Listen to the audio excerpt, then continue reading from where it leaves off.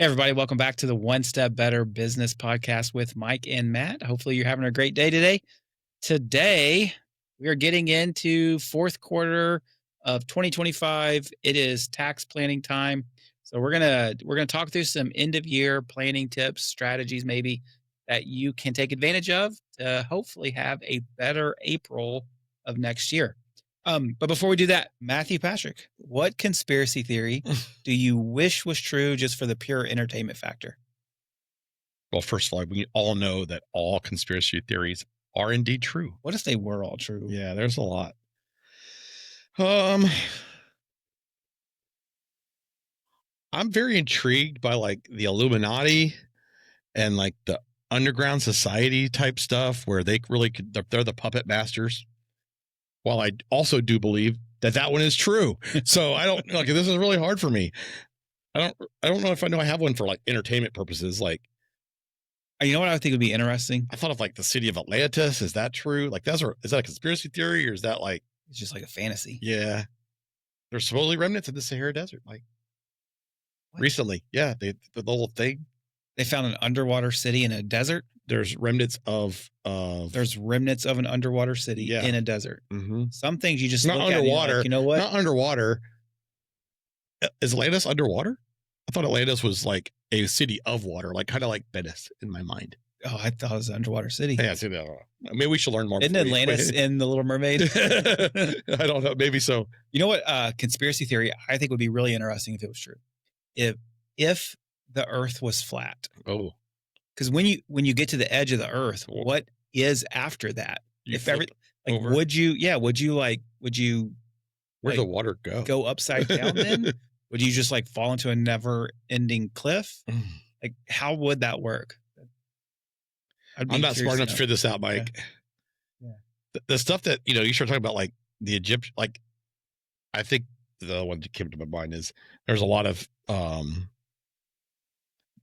mathematics and physics. Supposedly the Egyptians have had, way before, and somehow none of that's been lost. So like lost math.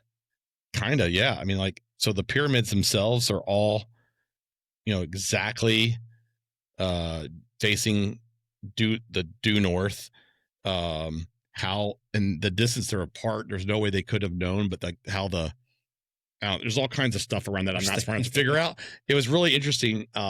Just like, what of the knowledge of the human race have we lost over time?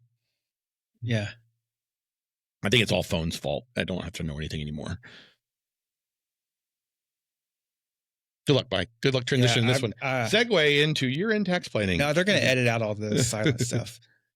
You said that, it's like, I don't know if we have really lost any. Anyway, yeah. There's a guy on YouTube. There's a YouTube channel that he essentially builds ancient things that people say, how could they possibly do that? Using ancient tools to show that it is just all kind of math and science based stuff. So physics, man. Interesting. All right.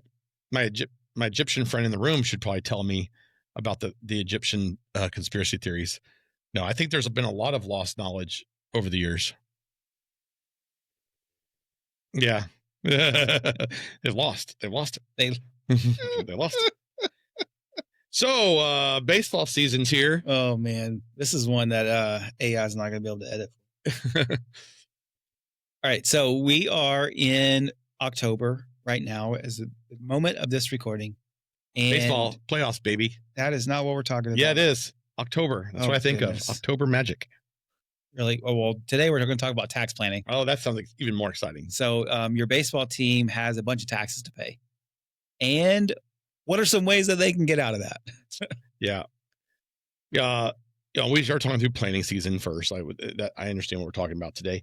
The idea of how early you should be doing it. What does that really talk about when you're talking through the idea of creating your year-end plan? We have a year-end planning meeting that we kind of want to get that process started right now. And there's a lot of reasons for that. The holidays make things hard for people to get things accomplished, so we want to start that earlier. You don't want to run up to the wire and having to make decisions on spending or not spending or whatever you have to do during that time of year. But you also sometimes need some time to actually plan. So when we start talking through this at this time of year, it starts with usually, where are we from a current year to date standpoint? Are we on track? Are we off track? Is there anything we need to do right now to make sure that we hit our goals for this year? As we get into tax planning, it's, are there anything I need to have in place right now so that I can take advantage of any tax impact that may have?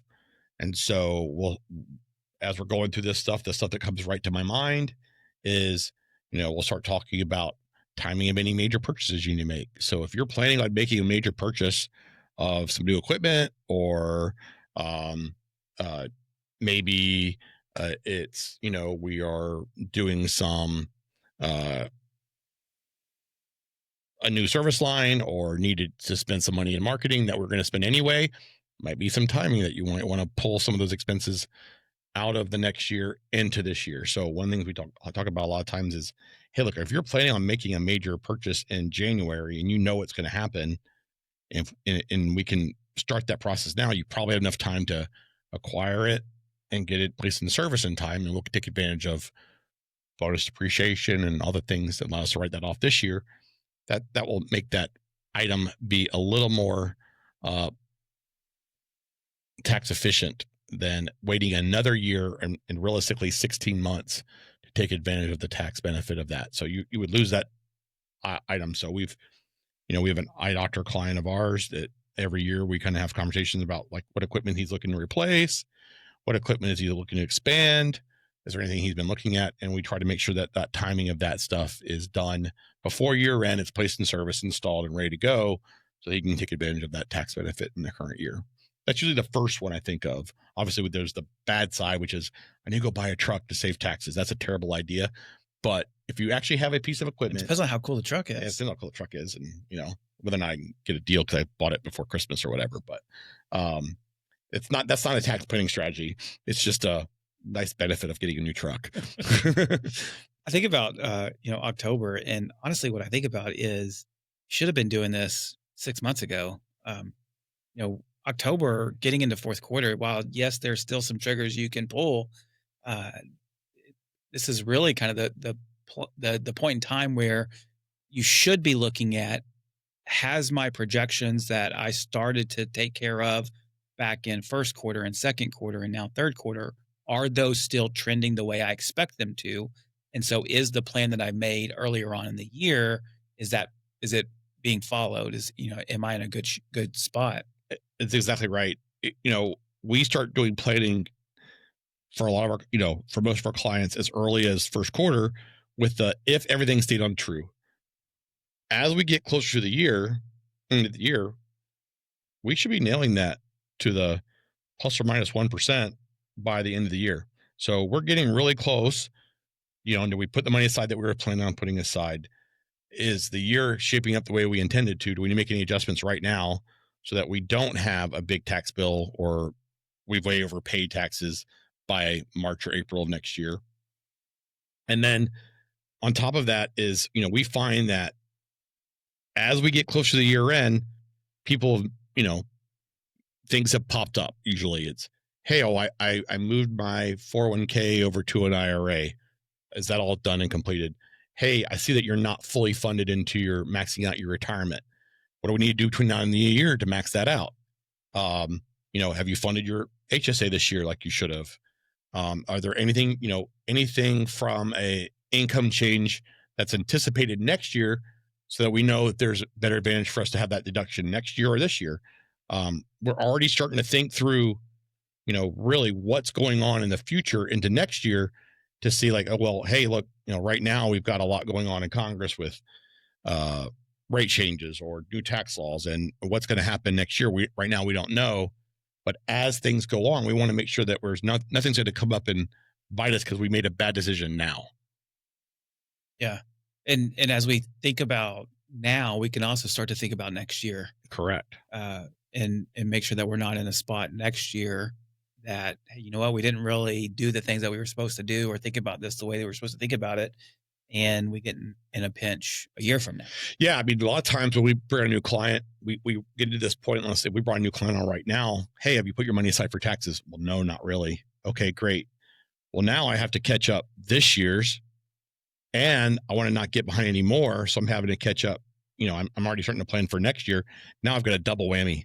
And so we want to make sure we have a good plan, of, okay, you're going to need 50 grand set aside for taxes. Let's go ahead and put $1,000 a week aside, and let's have a system to do that, as opposed to, well, I got to find the 50 grand for this year. How am I going to find the 50 grand for next year? And then you're always kind of living, trying to catch your own tail. Yeah. And there's also the administrative side of taxes, where there's certain forms, certain documents, certain information that I need to have ready to go so that my January, February, March, April isn't too terrible. It's not last minute hectic. And now's a good time to start to gather that stuff together, right? So if I'm a business, especially in the service-based world, that may rely on a bunch of contractors. Well, if that's the case, do I have W-9s for all those people so that come January tax filing, 1099 filing isn't, crazy? Have I gotten all my insurance policies back in place for, I have to make sure I have workers' comp on my subcontractors if I'm a service contractor. I've got W-9s are a big one because it's going to be hard to chase those things down over the holidays, and you're going to be delayed in being able to get that stuff and the process you need to get that done in a very short window is a challenge. Yeah. Yeah. This is also the time where you're starting to think about and talk about year-end bonuses a lot of times.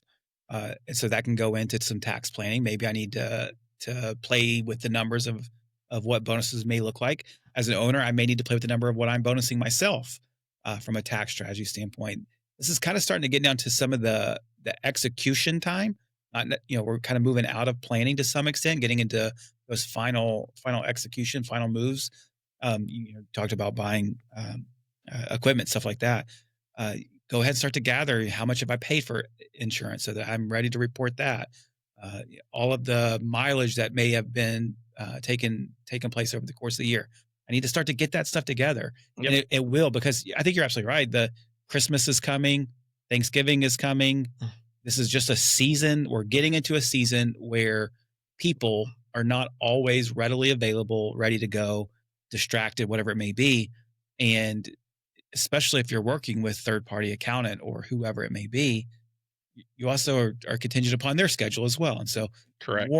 The more organized we could be on the front end, the smoother it's going to be on the back end. And that's going to be a win for everybody. I'm a procrastinator by nature. I think a lot of people are. No, they are not. But I am.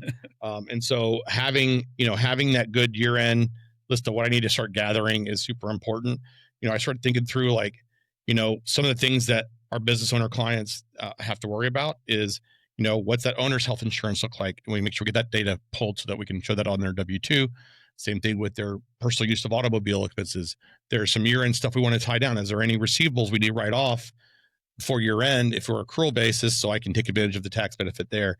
Are there any bills I should be prepaying? Are there any bills I should be, holding back and not paying, depending on the method of accounting you have? So having a meeting with your accountant, and you should have that on the books already, to talk through what should I be doing so I can, if I can only find $1,000, let's say the worst case here, we find $1,000. $1,000 is $1,000. I don't want to waste money and not take advantage of everything I possibly can. And all the questions that your accountant has been asking you over the past 10 months, they're getting more important. So spend some time answering those.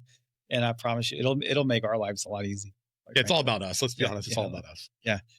Also, as we wrap up, we do have on our website, patrickcounty.com/learning center, there is a year-end tax planning article out there that can walk you through some of the last-minute moves that may make a difference as you start to look towards next tax year. So I would encourage you to read that. I think there's a checklist there too. There may be, yeah. My sheet of paper does not say checklist, but I think it is a checklist. Have a checklist out there, yeah. But it's all, not all on our our website out there. Yeah, there you go. So, yeah, good stuff. October, time for planning for this year for sure, but also don't get in a spot next year whenever you're coming up to the end of the year and you feel like it is a bunch of frantic, hectic, I got to figure chaos out. Get ahead of that stuff. Promise you, your accountant will love you for it. Thank you. Thank you. Thank you. So thanks for listening. Make sure you subscribe so that you can get clarity with all the kinds of stuff that we talk about every single week on the One Step Better Business Podcast. And we'll catch you next time. Let's go Red Sox.